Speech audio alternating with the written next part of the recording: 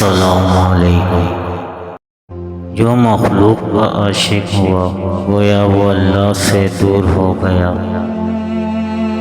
عشق حقیقی تمام روحانی بیماریوں کا علاج ہے۔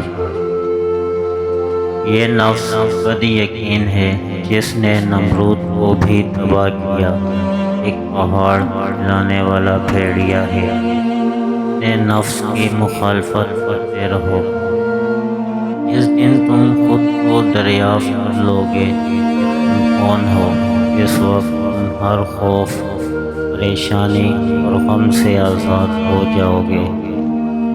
خاموشی اللہ کی زبان ہے اور اس کے علاوہ سب کچھ ایک کمزور ترجمے کی حیثیت رکھتا ہے۔ زندگی نام ہے کچھ کھونے اور پانے کا۔ جب مشکلات اور پریشانیاں دل میں ڈیرے ڈال دیں تو صبر سے کام لو، کیونکہ صبر کی کنجی سے ہی منزلوں کے در کھلتے ہیں۔ محبوب بننا تو ہر کسی کے بس میں نہیں، لیکن عاشق بننا تو بہت آسان ہے۔ اگر اللہ نے تمہیں اپنا محبوب بنایا تو تم اللہ کے عاشق بن کر زندگی کا لطف اٹھاؤ، کیونکہ شدید محبت کا حقدار صرف اللہ تعالی ہے۔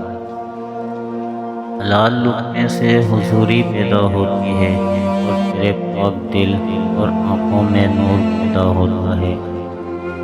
ہر وہ چیز جو ہمارے پاس ضرورت سے زیادہ ہے ہمارے لیے زہر ہے، خواہ وہ قوت اقتدار ہو، لالچ ہو، سستی و کاہلی ہو، محبت ہو، نفرت ہو یا کچھ بھی۔ عقل کو خواہش پر فضیلت حاصل ہے، کیونکہ عقل زمانے کو ہمارے ہاتھوں میں دے دیتی ہے، جبکہ خواہشیں تمہیں زمانے کا غلام بنا دیتی ہیں۔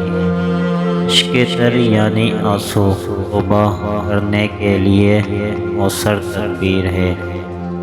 منہ میں حلال لقمے سے عبادت کا ذوق و شوق اور آخرت عالم بلا میں جانے کا ارادہ پیدا ہوتا ہے۔ میں نے شمس سے پوچھا تصوف کیا ہے؟ اس نے کہا دل میں خوشی محسوس کرنا جب تک ظاہر ہو۔ درد دنیا کی دولت سے بہتر ہے، تاکہ تو تنہائی میں اللہ تعالیٰ کو پکار۔ اگر میرا علم مجھے انسان سے محبت کرنا نہیں سکھاتا تو ایک جاہل مجھ سے 1000 درجے بہتر ہے۔